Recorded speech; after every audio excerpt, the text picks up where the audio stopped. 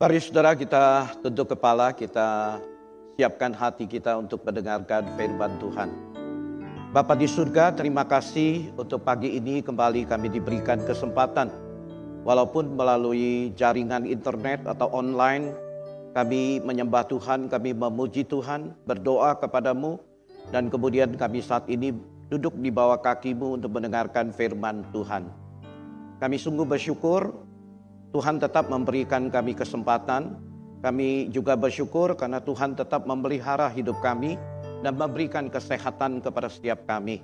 Masih memberi kami rumah yang nyaman sehingga kami dapat duduk untuk mendengarkan firman dan menyembah Tuhan melalui pujian.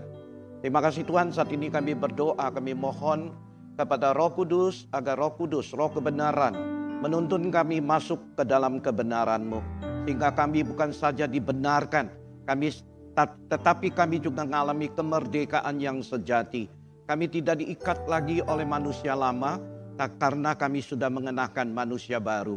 Tuhan, terus bentuk hidup kami di dalam proses yang Tuhan izinkan apapun yang terjadi. Kami yakin Tuhan turut bekerja di dalam segala sesuatu untuk mendatangkan kebaikan bagi setiap kami yang mengasihi, yang setia kepada Tuhan. Saat ini kami berdoa Tuhan, melalui firman-Mu bukan saja berkati, kami bukan saja nikmati, tapi kami membuka telinga dan membuka hati kami dengan sungguh-sungguh mau mendengar dan mau disapa oleh Tuhan, digeraki, ditegur, dikoreksi oleh Tuhan melalui kebenaran-Mu, sehingga hidup kami semakin hari semakin serupa Kristus. Dengarkan doa kami dan berkati jam ini ya Tuhan. Di dalam nama Tuhan kami Yesus kami berdoa. Amin. Bapak Ibu, saudara-saudara yang terkasih yang ada di rumah, di masa saja saudara berada, Shalom. Mohon kiranya Tuhan berkati kita semua di dalam ibadah pada pagi ini. Nah saudara, tema khotbah hari ini adalah hubungan baru. Apa itu manusia ciptaan baru? Di Efesus 4 ayat 22 mengatakan bahwa manusia baru yang sungguh-sungguh harus menampilkan satu gaya hidup yang baru. Yaitu dia pertama-tama harus menanggalkan manusia lamanya saudara-saudara. Tetapi kalau cuma hanya menanggalkan manusia lama, dia tidak mengenakan manusia baru, berarti dia hanya berjalan di separuh jalan. Belum sempurna adanya, dia tidak mungkin bisa tampil secara baru.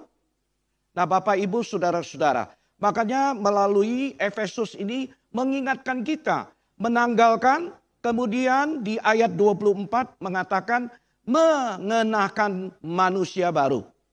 Nah saudara-saudara, tetapi kadang di dalam hidup kita sendiri bisa merasa frustrasi. Kita sudah menanggalkan semua kebiasaan buruk. Kita berusaha berjuang tidak mau lakukan. Tapi kita lupa saudara-saudara. Lupa mengenakan manusia baru. Sehingga kita tidak mampu.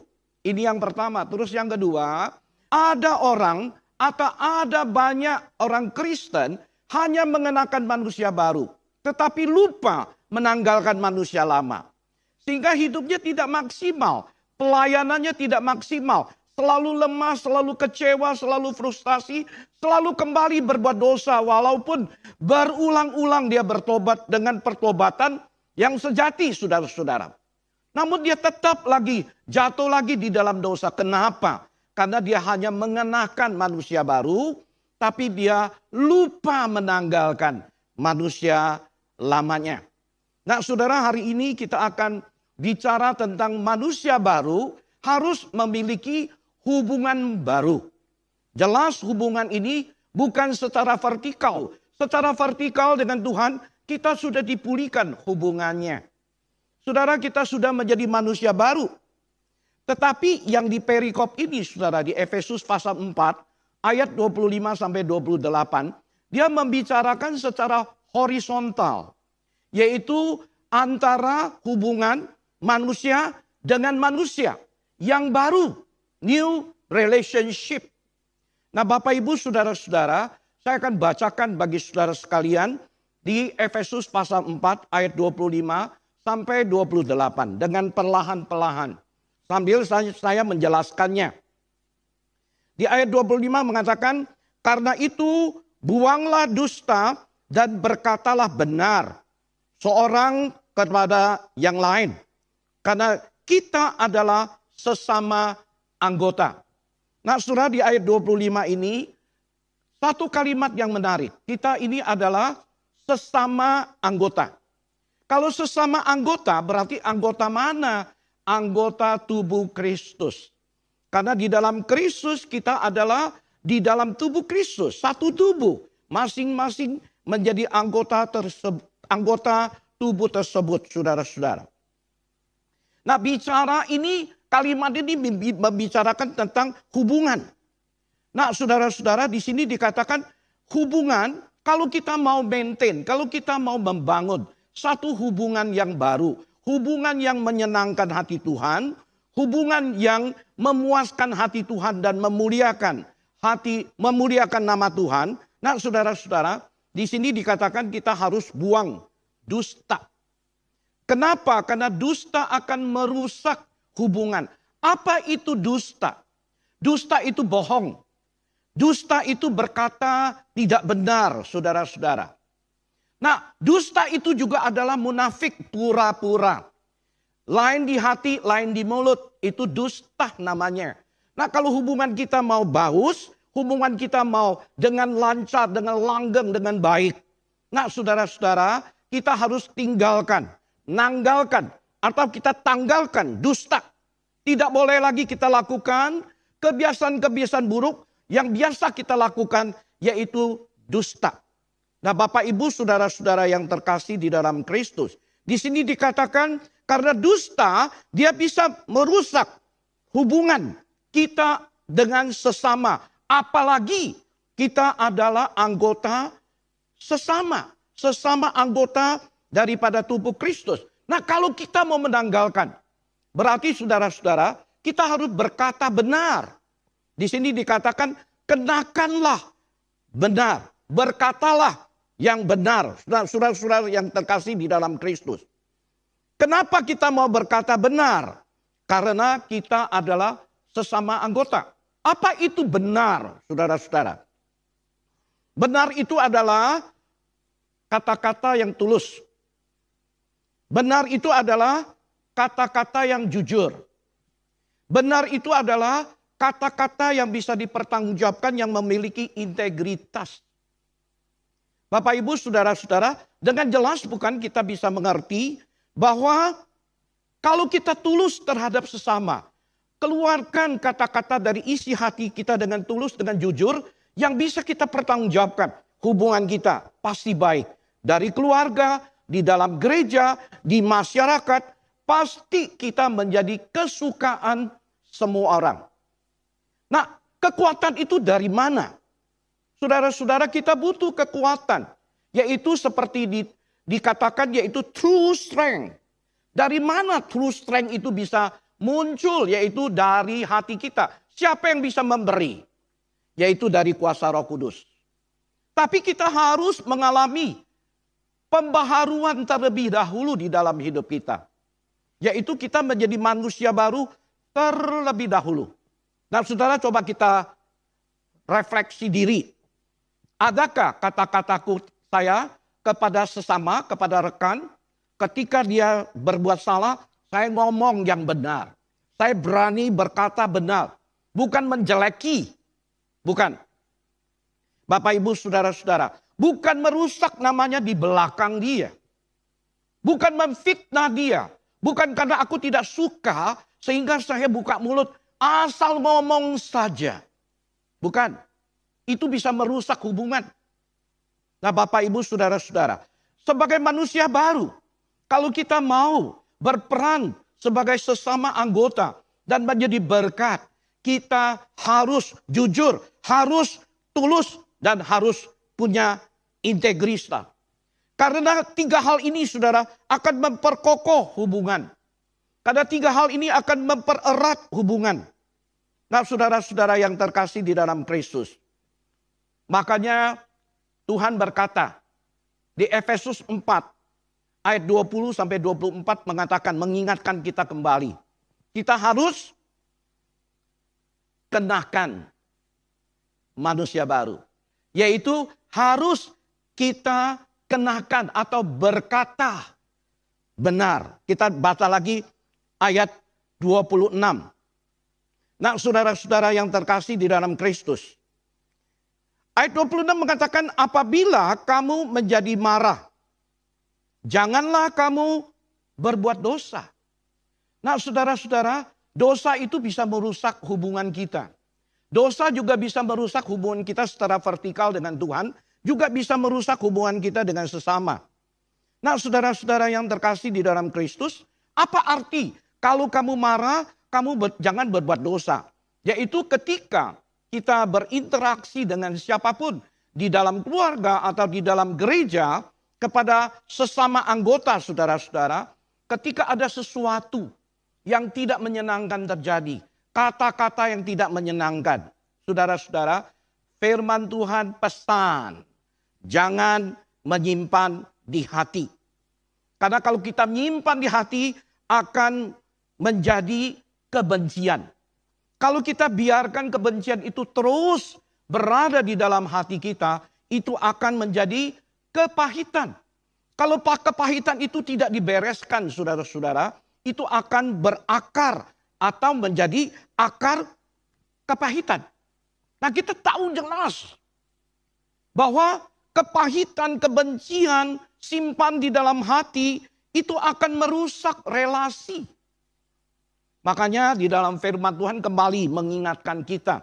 Terus kita lihat lagi Efesus pasal 4 ayat 27. Di sini dia katakan, janganlah matahari terbenam sebelum padam amarahmu, dan janganlah beri kesempatan kepada iblis. Saudara-saudara, apa arti ayat 27 ini? Ayat 27 ini dengan jelas dia mengingatkan kita, jangan izinkan iblis ada kesempatan berpijak di ruang hati kita, menguasai emosi amarah kita. Saudara-saudara yang terkasih, kenapa? Kalau kita izinkan iblis ada ruang untuk dia berada di situ, menguasai emosi amarah kita, saudara-saudara, itu bahaya. Untuk bisa merusak hubungan antara sesama anggota. Yaitu sesama anggota di dalam keluarga, juga di dalam gereja dan di tengah masyarakat. Kenapa saudara-saudara seperti itu? Jangan lupa pesan dari firman Tuhan di kitab Kejadian pasal 4 ayat 7. Tuhan berpesan kepada Kain dengan tegas. Karena iblis sedang mengintip. Dari mana? Dari lubang pintu hatimu. Di pintu hati kita saudara-saudara ada lubang. Iblis tidak perlu lihat dari jendela. Iblis tidak perlu masuk dari pintu. Tetapi dia hanya ngintip dari celah yang ada. Dia sudah tahu bahwa di dalam hati kita ada kepahitan, ada kebencian, ada juga rasa tidak suka, ada emosi yang penuh keamarahan. Itu kesempatan buat dia, saudara. Kita membuka peluang, membuka celah. Bapak, Ibu, saudara-saudara. Makanya di ayat 27 mengingatkan kita kembali. Terus kita lihat lagi pasal 4 ayat 28. Orang yang mencuri, janganlah ia mencuri lagi. Tetapi baiklah ia bekerja keras dan melakukan pekerjaan yang baik dengan tangannya sendiri. Supaya ia dapat membagikan sesuatu kepada yang berkekurangan. Bapak, Ibu, saudara-saudara yang terkasih di dalam Kristus. Ayat 28 ini kembali mengingatkan kita loh. Bahwa kalau kita hanya menanggalkan manusia baru, tidak mengenakan seperti yang dikatakan di sini. Dikatakan apa di sini? Kalau dulu mencuri, sekarang jangan mencuri. Apakah jangan mencuri itu sudah cukup? Tidak, saudara-saudara. tidak menyelesaikan masalah. Apalagi kita sedang membangun satu hubungan baru dengan sesama secara horizontal. Tidak mungkin. Makanya dia bilang harus gimana? Setelah jangan mencuri lagi, tetapi, nah ini ada titik tolaknya. Tetapi baiklah ia bekerja keras. Maksudnya kalau dia dulu mencuri karena kekurangan, karena kebutuhan hidup. Sekarang dia stop tidak mencuri, bukan berarti dia sudah berhasil. Belum. Tetapi dia harus apa? Dia harus bekerja keras. Sehingga dia bisa mendapatkan uang, mendapatkan nafkah. Dan segala kebutuhannya itu ditutupi, diselesaikan. Bukan saja seperti itu. Dia masih bisa ada lebih untuk membantu orang yang berkekurangan. Saudara-saudara yang terkasih. Saya lihat ini gambar yang indah. Indahnya seperti apa? Yaitu Tuhan memberikan satu gambar yang sempurna. Satu puzzle yang komplit. Bukan puzzle sebagian. Atau ada sebagian bagian-bagian dari puzzle tersebut tidak dimasukin. Jadi kelihatannya ada cacatnya. Tidak maksimal hidup kita. Nah Bapak Ibu saudara-saudara. Penekanan ini yaitu mengatakan kepada kita. Bahwa kenakanlah manusia baru. Jangan hanya stop untuk mencuri. Jangan hanya stop tidak berdusta. Tetapi berkata benar. Berkata jujur. Berani berkata. Banyak orang tidak mau berdusta saudara. Tapi dia juga tidak mau berkata. Yang benar dia tidak mau ngomong. Makanya apa yang terjadi di dalam peristiwa Daud kita baca Mazmur. Kenapa Dina diperkosa, kemudian anak-anak dari Yakub begitu marah sehingga membunuh semua pria-pria yang ada di Sikem. Kenapa? Karena ayah Yakub tutup mulut. Dia tidak berani berkata benar. Bapak Ibu saudara-saudara, akhirnya berakibat apa? Fatal. Rusaklah hubungan antara sesama di lingkungan. Sehingga mereka terancam. Untung anugerah Tuhan memelihara keluarga Yakub. Sehingga mereka tidak dibasmi, tidak dipunahkan oleh bangsa-bangsa di sekitar. Bapak Ibu saudara-saudara yang terkasih di dalam Kristus. Peristiwa Daud juga sama. Ketika anaknya dinodai oleh saudaranya. Absalom marah, tapi Daud diam. Daud bertindak lamban. Tidak berani berkata benar dan panggil tegur, bahkan hukum. Tidak. Sehingga akibatnya apa? Pembunuhan terjadi. Bapak Ibu saudara-saudara yang terkasih. Di dalam firman Tuhan mengatakan, bukan hanya kita kenakan manusia baru. Dan jangan hanya stop, tetapi harus lakukan. Maafkan dia. Dan bantulah dia. Saudara-saudara, itu namanya membangun relasi. Lebih 1 mil. Jangan hanya 1 mil ya 1 mil. Kalau manusia dunia bisa lakukan, bisa jalan 1 mil. Saya akan lebih 1 mil. Itu yang ditamakan di dalam firman Tuhan ini. Jadi lakukan lebih daripada yang biasa dilakukan oleh sesama.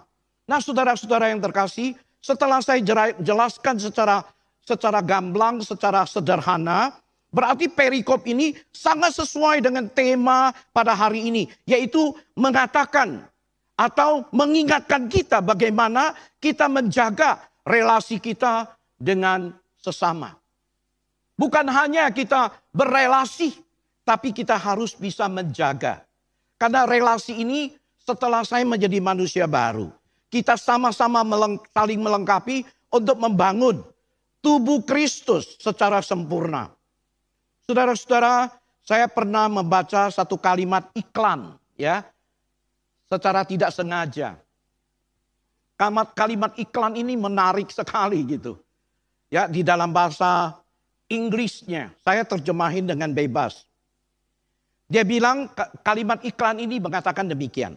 Jarak yang paling jauh antara manusia dengan sesamanya bukanlah antara mati dan hidup. Bukan. Saya tertarik sekali. Kemudian saya baca lagi. Melainkan di saat aku ada bersamamu, menemanimu. Tetapi kamu tidak tahu aku sayang padamu. Jaraknya jauh sekali. Dia bilang bukan antara mati dan hidup. Jarak kita yang jauh. Tetapi ketika aku ada di hadapanmu, aku ada bersama dengan kamu. Karena aku sayang kepadamu, tetapi kamu tidak mengetahui. Kamu tidak tahu bahwa aku sayang kepadamu. Bapak, Ibu, saudara-saudara yang terkasih. Dekat secara fisik, tetapi jauh secara emosi dan hati. Itu namanya jarak. Walaupun dekat, mungkin berpelukan, tapi hatinya berpikir beda. Mungkin satu ranjang tidurnya, tapi mimpinya berbeda. Itu ada peribahasa Tiongkok mengatakannya.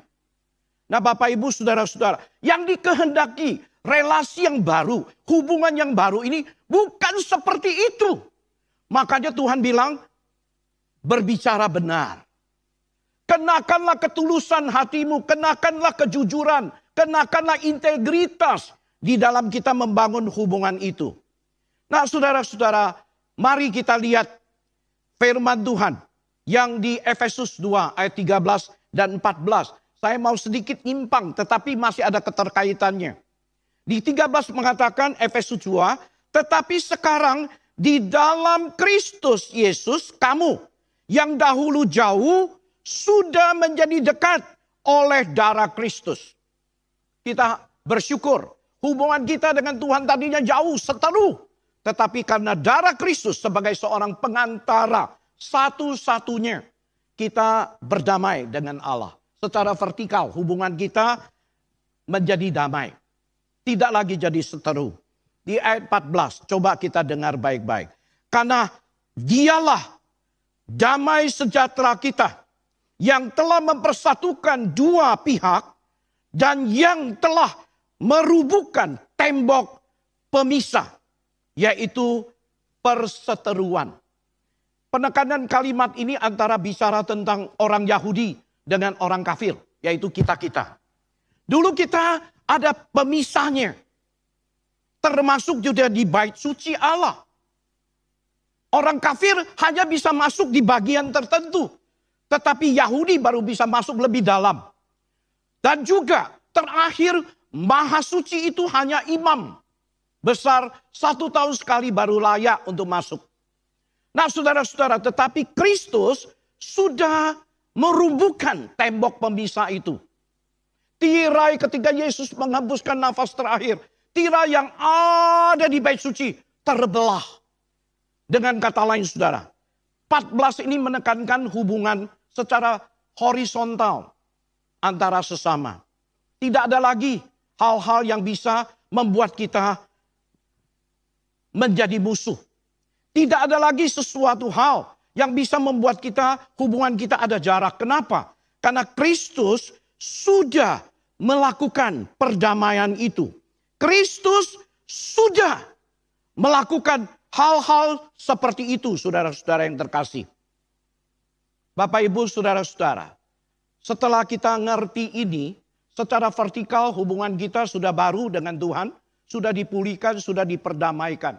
Secara horizontal, Tuhan juga mengingatkan kita. Dan kita sebagai manusia baru, kita diberi kekuatan, true strength di dalam hati kita untuk lakukan. Mari kita patuh kepada apa yang Tuhan katakan. Nah, saudara-saudara, saya mau memberikan satu ilustrasi. Kemudian nanti kita sama-sama berpikir bagaimana kita maintain, bagaimana kita memelihara hubungan baru ini terus bisa berjalan langgeng, berjalan baik antara sesama di dalam keluarga, di dalam gereja, di dalam masyarakat. Saya pernah baca satu cerita. Cerita ini, saudara, terjadi di Samkok. Nah, ada seorang raja, dia dengan permaisurinya, mereka dengan gembira sekali mau menjamu semua perwira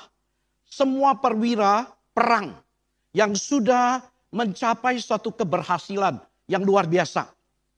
Jadi raja dan permaisuri itu menyelenggarakan satu resepsi yang besar untuk mengucap terima kasih dan juga menjamu para perwira-perwira yang ada. Itu banyak sekali orangnya, ratusan. Nah Bapak Ibu, kita tahu dulu, di zaman dulu kan nggak ada listrik. Adanya juga lilin dan kemudian dinyalain, ditutup ya, pakai kayaknya ada tutup pakai kayak apalah, kayak lantern sekarang kita lihat gitu ya.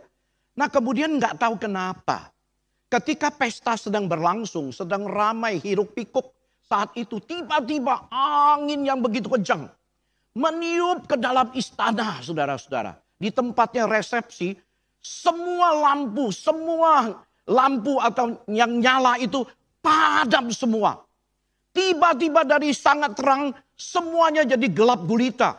Ulurkan tangan pun tidak melihat saat pertama terjadi pemadaman. Kemudian saudara, jari pun tidak kelihatan. Saat itu tiba-tiba ada satu orang menyenggol permaisuri. Kurang ajar itu tindakan, betul nggak ya? Di tengah kegelapan dia menyenggol, tetapi secara refleks. Secara refleks permaisuri ini langsung cabut helmet. Kan semua perwira pakai helmet. Ada bulu kan di atasnya gitu. Nah begitu dia secara refleks dia cabut bulu salah satu. Banyak bulu saudara, tapi dia cabut satu di tangan dia. Kemudian setelah itu udah selesai, kemudian dinyalahin kembali lampunya. Permaisuri langsung laporan kepada sang Baginda. Bahwa tadi di tengah-tengah tiba-tiba gelap, ada seorang yang sengaja menyenggol dia, mau lakukan sesuatu, yaitu pelecehan terhadap permaisuri. Dia bilang, saya tangkap, saya ambil dia punya bulu yang ada di helmetnya. Ini bukti bisa kita cari siapa yang di atas helmetnya kurang satu bulu di dalam helmet itu. Itulah dia orangnya. Secara logika saudara, mudah sekali bukan? Untuk nangkap siapa sih yang berbuat sesuatu. Kalau ketangkap ini orang sudah pasti hukuman mati saudara. Tetapi ketika sang raja mendengar. Tahu nggak respon raja itu seperti apa? Raja bilang begini. Semua perwira, kamu semua orang. Cabut. Lu orang punya bulu yang ada di atas helmet. Semua dicabut. Tidak perlu pakai bulu semua. Orang jadi heboh saudara. Lu kok raja lakukan seperti ini? Jadi gimana kita nangkap si jahat itu lagi? Bapak ibu saudara-saudara. Sang rajanya berkata demikian. Dengar baik-baik. Dia bilang hari ini adalah hari yang sukacita. Saya tidak kepingin sukacita suasana ini. Ya, suasana pesta untuk kita bersyukur menjadi rusak. Jadi semua cabut kita tetap jalankan. Nah saudara-saudara, setelah ini selesai, nggak ada yang tahu siapa sih perwira, salah satu perwira yang kurang ajar terhadap permaisuri. Ini sudah lewat nih, kira-kira 4-5 tahun kemudian terjadi peperangan lagi saudara. Dan terjadi peperangan, raja jadi negara yang dipimpin oleh raja ini mengalami kekalahan yang luar biasa. Sehingga dia lari dengan kudanya, kereta kudanya untuk menyelamatkan diri.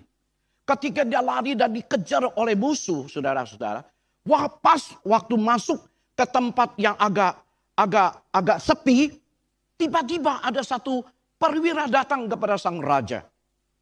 Dia bilang, sang raja, cepat-cepat lepaskan, tanggalkan jubah kerajaanmu.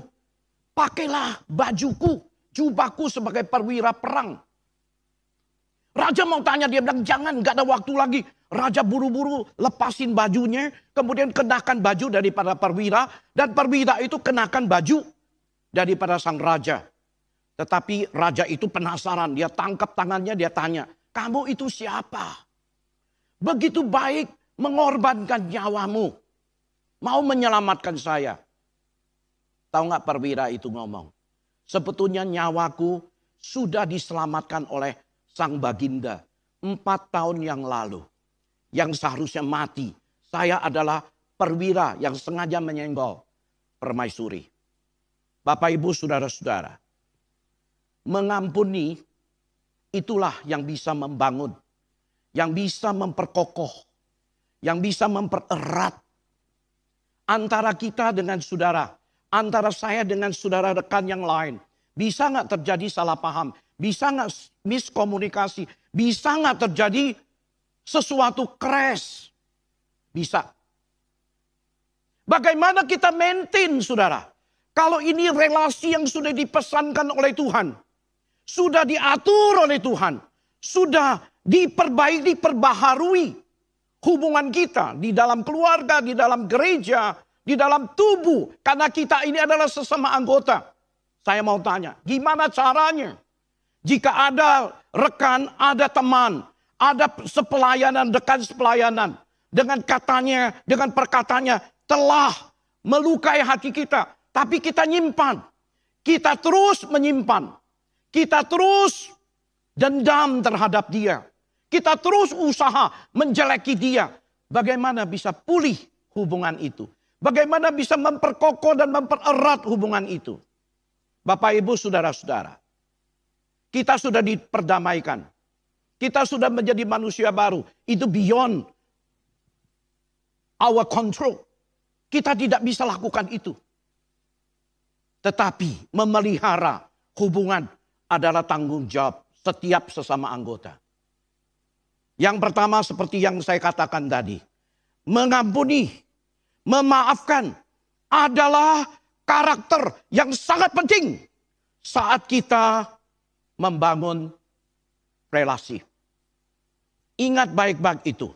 Coba kita baca lagi Alkitab, yaitu Efesus 4 ayat 32 dan juga Kolose 3 ayat 13. Tetapi hendaklah kamu ramah seorang terhadap yang lain, penuh kasih mesra dan saling mengampuni, sebagaimana Allah di dalam Kristus telah mengampuni kamu. Di Kolose 3 ayat 13. Sabarlah kamu seorang terhadap yang lain. Dan ampunilah seorang akan yang lain apabila yang seorang menaruh dendam terhadap yang lain. Sama seperti Tuhan telah mengampuni kamu, kamu pun berbuat jugalah demikian.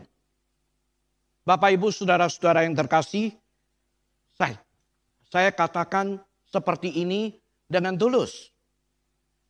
Selama sekian puluh tahun melayani, apakah saya tidak pernah melukai orang? Bisa. Apakah saya tidak dilukai orang? Juga bisa. Bahkan sampai hari ini, orang terus mau melukai saya. Tapi saya bersyukur, Tuhan telah mengangkat saya keluar. Mengerti, walaupun secara fisik, secara kedagingan, saya nggak bisa tahan. Tapi secara dalam, ada true strength in my heart. Ada true strength di dalam hatiku. Supaya aku melewati masa-masa yang sulit. Nah, saudara-saudara yang terkasih di dalam Kristus. Saya mau berikan lagi satu contoh yang sederhana. Dalam satu kru televisi, saudara-saudara. Mereka pergi ke sebuah desa untuk syuting film secara khusus.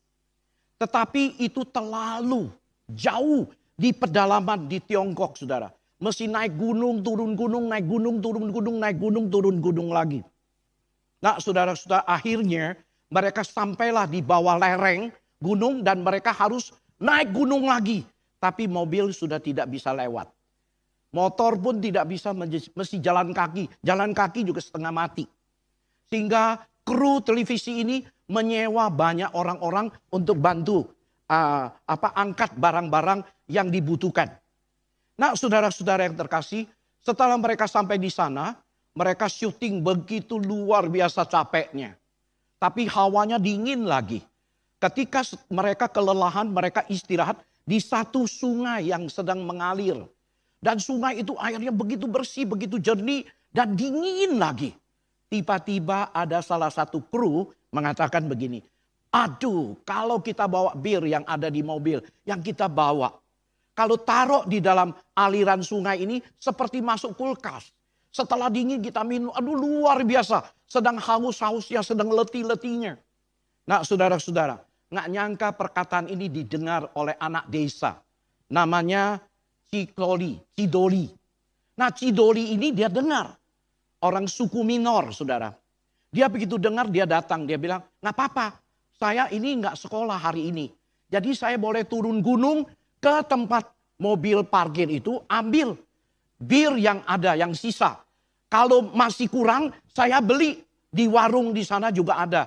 Nanti saya bawa ke atas. Saudara-saudara yang terkasih. Dia bawa bir. Ceritanya malamnya. Pagi berangkat malam balik. Bayangin itu berapa lama perjalanan. Setelah udah minum puas. Saudara. Mereka terus syuting. Setelah syuting ini mereka ngomong lagi nih. Waduh kalau kemarin beli banyakan. Jadi kita masih bisa nih hilangin haus dan kelelahan. Nah Cidoli ini mengatakan. Dia bilang hari ini belum sekolah juga.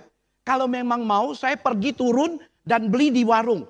Kali ini beli lebih banyak. Kasih saya tempat yang untuk menaruh bir itu yang besar saya mau bawa. Saya bersedia untuk melayani para kru. Saudara akhirnya dikasih duit banyak. Dia datang. Tetapi malamnya anak ini tidak pulang-pulang.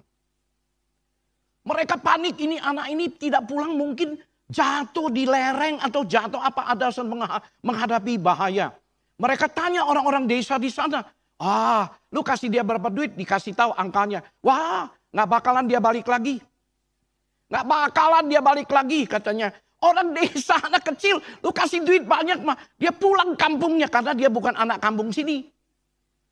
Kemudian saudara besok pagi juga belum pulang. Jadi akhirnya mereka terpaksa masih lapor kepada guru. Karena besok sudah sekolah. Jadi lapor ke guru. Tahu nggak respon guru? Sama. Lu kasih duit berapa? Begitu ngomong. Dia bilang gini. Nggak bakalan. Si Cidoli itu balik. Dia sudah pulang tuh. Ongkang-ongkang kaki di rumah. Banyak duit. Saudara-saudara yang terkasih. Semua orang jadi kesel kan. Tadinya kagum sama anak ini. Sekarang jadi kesel emosinya gitu. Nah kemudian nggak nyangka saudara. Paginya dia nggak pulang. Tapi malamnya tengah malam dia pulang. Dengan muka yang penuh dengan luka. Dengan baju yang robek-robek. Dia gedor pintu. Dia bawa bir. Terus dia cerita. Di perjalanan karena susah. Jadi ada bir yang pecah. 3 botol ini belingnya. Saya bawa sebagai bukti. Dia bilang kenapa bisa lama? Karena di desa itu sudah habis. Jadi saya lewatin gunung-gunung yang lain. Saya pergi ke desa yang lain. Makanya lama. Bapak Ibu saudara-saudara. Saya baca ini. Saya lihat hubungan tadinya begitu kagum terhadap dia. Tetapi karena ada kecurigaan. Ada asumsi negatif karena dia orang miskin. Dia pasti berbuat ini, dia pasti berbuat itu. Padahal anak itu tidak. Sampai orang-orang dengar dia bercerita, semua nangis. Kru dari kota besar. Kagum dan betul-betul rasa bersalah. Nah bagaimana kita maintain hubungan kita? Yaitu saling percaya. Trust itu penting saudara. Trust itu adalah dasar relasi. Namun masalah kita adalah mudah melihat kesalahan orang lain. Mudah berasumsi negatif. Berpraduga salah kepada orang lain. Jangan lupa saudara-saudara. Kita ini orang yang bersalah. Yang berdosa malah. Tapi Tuhan tidak melihat itu. Tuhan hanya mau mengubah, menyelamatkan kita. Saudara-saudara yang terkasih di dalam Kristus. Mari kita baca Alkitab yaitu di Matius pasal 7 ayat 3. Mengapakah engkau melihat selumbar di mata saudaramu, sedangkan balok di dalam matamu tidak engkau ketahui? Jelas bukan? Di dalam hubungan kita gampang sekali rusak. tidak bisa berperan secara maksimal sebagai sesama anggota. Kenapa saudara? Tidak percaya. Berasumsi negatif. Praduga bersalah. Bukan praduga tidak salah. Selalu bilang dia pasti begini, dia pasti begitu. Karena dia nggak punya duit, dia pasti. Dia pasti korupsi. Dia pasti tidak jujur. Saya punya teman. Diberi oleh jemaat yang lain mobil untuk dipakai. Kebetulan gereja sedang bangun, saudara-saudara. Begitu dia lihat dia ada mobil baru dari hamba Tuhan tersebut, semua orang curiga. Dia hamba Tuhan, mungkin dia dapat dana, dia nggak setor nih. Kasihan nggak saudara? Kasihan sekali. Sampai teman saya ini bilang, dia panggil orang yang beri dia mobil. Kamu coba tolong saksikan. Bapak, Ibu, saudara-saudara, akhirnya hamba Tuhan itu keluar dari gereja itu. Padahal hamba Tuhan itu luar biasa dedikasinya kepada gereja ini. Nah, Bapak, Ibu, saudara-saudara yang terkasih, apakah kita juga seperti itu? Nah, itu namanya membuka celah. Itu namanya diberi ruang untuk berpijak kepada si iblis. Untuk memecah belahkan hubungan kita, peran kita sesama anggota tubuh daripada Kristus. Nah, saudara-saudara, jika kita mencari kesalahan sesama, rusaklah hubungan kita ini. Saudara-saudara yang saya kasih dalam Kristus. Jika kita selalu curiga, tidak ada arti relasi dan tidak ada arti relasi itu. Dan rusak juga akan relasi itu. Saya akan cepat selesaikan. Yang ketiga Tuhan. Yang ketiga saudara-saudara, yaitu menyelesaikan secara empat mata kalau ada urusan. Jangan digembar-gembor. Apalagi di belakang orang itu kamu jelek-jelekin. Nanti kamu mau tarik pulang. Seperti orang berkata, ludah yang kita sudah ludahi, masa lu jilat kembali? Nggak mungkin saudara. Nah saudara-saudara, saya ingatkan. Jangan lakukan seperti itu. Kalau memang ada masalah, berhadapan muka dengan muka. Jangan bicara di luar. Jadi dengan empat mata. Berhadapan muka. Tanda relasi yang luar biasa. Saya mau baca 2 ayat dengan cepat. Yaitu kitab Keluaran 33 ayat 11 bagian A. Tuhan berbicara kepada Musa dengan berhadapan muka. Seperti seorang berbicara kepada temannya. Masih anggap temankah itu? Berbicara empat mata. Berhadapan muka. Di Bilangan pasal 12 ayat 8a. Berhadap-hadapan. Aku berbicara dengan dia. Ini kata Tuhan. Bapak, Ibu, saudara-saudara. Berarti berhadapan muka, saudara-saudara, punya nilai yang sangat positif. Selesaikanlah dengan empat mata. Jangan ngomong dia. Di belakang. Itu akan merusak hubunganmu. Terakhir. Itu juga closing statement saya. Ketika kita ada kesempatan telepon untuk berbicara dengan sesama kita. Jangan kita pakai email. Ini closing statement saya. Yang kedua, ketika kita bisa berhadapan muka, jangan bicara sama dia by phone. Jangan. Pakailah yang terbaik untuk menyelesaikan semua permasalahan yang ada. Tuhan memberkati. Mari kita berdoa. Bapa di surga, kiranya firman-Mu kembali mengingatkan kami, mengoreksi hidup kami, dan kemudian membentuk kami ya Tuhan. Supaya kami semakin baik, semakin sempurna, semakin serupa dengan Kristus. Dan Tuhan sendiri terus melawat kami. Dalam nama Tuhan kami Yesus, kami berdoa. Amin. Tuhan memberkati saudara.